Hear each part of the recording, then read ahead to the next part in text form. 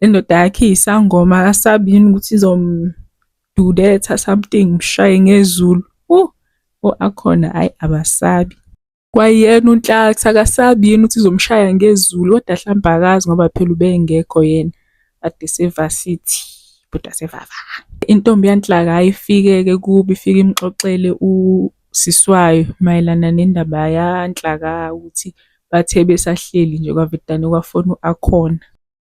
Shuthi uNhlaka uthi esahamba esaphindela kubo from intombi yakhe liyaya, athi esahamba ahlangane no-Akhona.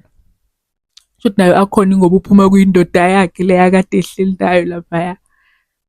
Laba hhayi bahlangane-ke Nhlaks baba Riz 100. Imizwa yothando phela izolo ngithe ngikubona angikaze ngikubone ubuhle umshina nale ndawo inhle nje ngingenxa yakho kuba ukhula ngaba yinhle le ndawo.